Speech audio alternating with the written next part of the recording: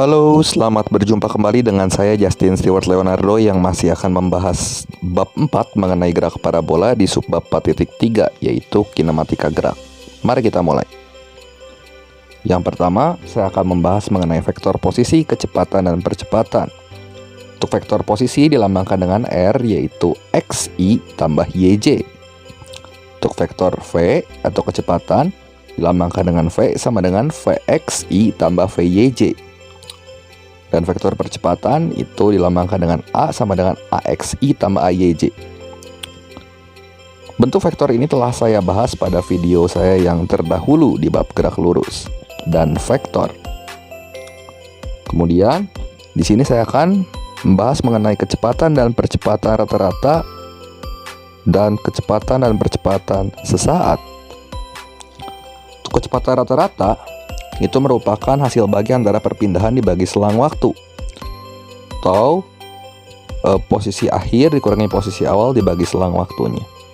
Sementara untuk kecepatan sesaat di sini merupakan turunan pertama dari fungsi posisi terhadap selang waktu. Karena vektor R-nya tadi dinyatakan dalam X komponen I tambah Y komponen J, maka kita bisa menuliskan bahwa vektor V adalah D XI tambah YJ terhadap DT. Demikian pula untuk percepatan rata-rata. Percepatan rata-rata sendiri merupakan perubahan kecepatan dibagi selang waktu, dan untuk percepatan sesaat merupakan turunan pertama dari fungsi kecepatan terhadap selang waktu. Sebelumnya saya akan mereview mengenai dasar turunan yaitu Y sama dengan Fx. Kalau kita nyatakan dalam notasi Leibniz atau dy per dx itu sama dengan F aksen X. Turunan ini sendiri kamu pelajari di matematika nanti di kelas 11. Hanya pada video kali ini saya akan membahas dasarnya saja untuk mengerjakan soal terkait kinematika. Yang pertama, jika fx sama dengan suatu konstanta atau angka, maka turunannya adalah 0. Dan yang kedua, jika ini harusnya fx ya fx sama dengan x pangkat r, atau kita turunkan sekali ya dx pangkat R terhadap dx. Nah ini pangkatnya pindah ke depan, R-nya jadi ke depan, kali X pangkat R min 1. Sebagai contoh, misalnya saya punya fungsi fx sama dengan 2, kalau kita turunkan sekali jadi 0 karena konstanta. Kalau saya punya fx sama dengan 5x, saya turunkan, hilang x-nya jadi 5. Kalau saya punya fx sama dengan 5x kuadrat, 2-nya pindah ke depan, jadi 5 kali 2 yaitu 10, dan x pangkat 2 kurang 1 yaitu 10 pangkat x. Kalau saya punya min 3x pangkat 3, kalau saya turunkan 3-nya pindah ke depan jadi min 9 x pangkat 2. Demikian pula untuk setengah x pangkat min 2, kalau saya turunkan akan menjadi min 1 x pangkat min 3. Kemudian di sini ada contoh soal kinematika yang memanfaatkan prinsip turunan. Yang pertama, sebuah roket mainan itu bergerak serentak dalam arah horizontal menurut persamaan X sama dengan 5T dan Y sama dengan 3T kuadrat dengan X dan Y dalam arah meter dan T dalam satuan second. Tentukan vektor posisi roket pada saat T-nya 2 second diukur dari posisi awal, besar, dan arahnya. Yang kedua, vektor kecepatan besar dan arahnya saat T-nya 10 second. Dan yang ketiga, vektor percepatan pada saat T sama dengan 2 second. Mari sama-sama kita selesaikan sini. Untuk solusinya, yang pertama kita nyatakan vektor posisinya terhadap waktu yaitu adalah 5TI tambah 3T kuadrat J.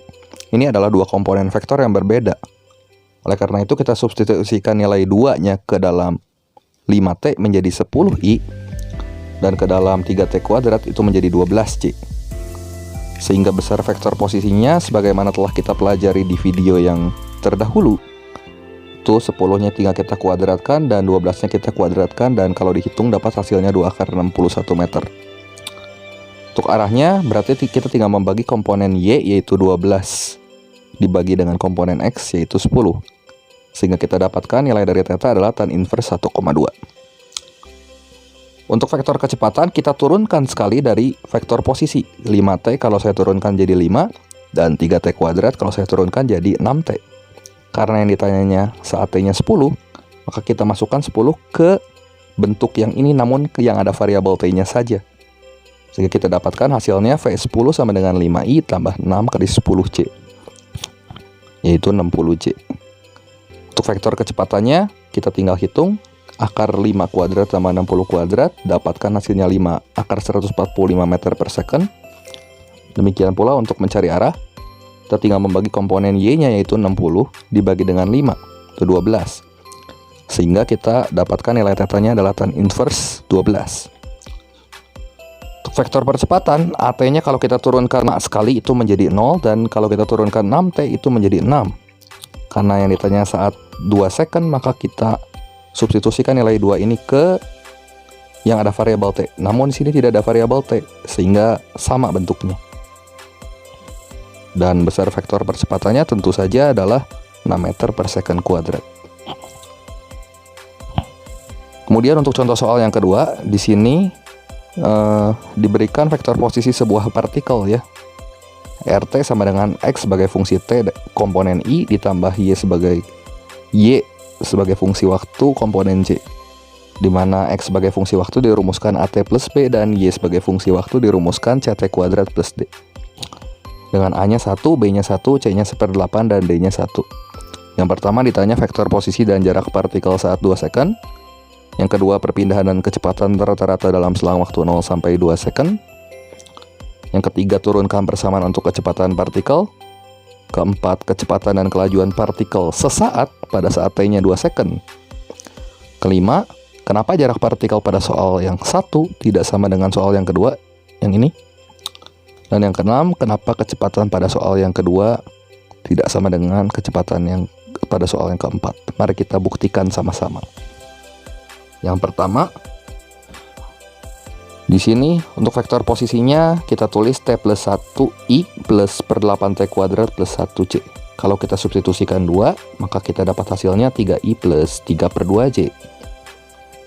Sebagai akibat, kita dapat menentukan jarak dari titik asal, yaitu akar dari komponen X dikuadratkan, 3 kuadrat, tambah 3/2 dikuadratkan. Sehingga kalau kita hitung hasilnya adalah 3/2 akar 5 meter. Untuk perpindahannya, R saat 0 second, berarti 1I tambah 1J, kita substitusikan 0-nya ke rumus yang ini. Demikian pula untuk R yang 2-nya, kita substitusikan 2-nya ke sini, hingga kita dapatkan ini 3I plus 3/2J.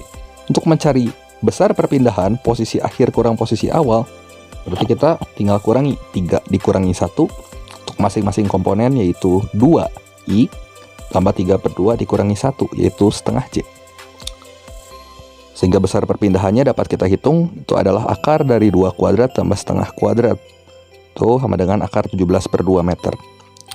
Dan kecepatan rata-rata itu merupakan perpindahan bagi selang waktu. Kalau kita substitusikan nilai yang ini dibagi dengan 2, hasilnya adalah akar 17/4 meter per second. Untuk persamaan umum atau vektor kecepatannya, VT kita turunkan sekali, T plus 1, T diturunkan jadi 1, dan 1 turunkan jadi 0, dapat hasilnya 1. 1/8T kuadrat kalau diturunkan jadi 1/4T, dan 1 kalau diturunkan jadi 0. Sehingga bentuk komponennya seperti ini.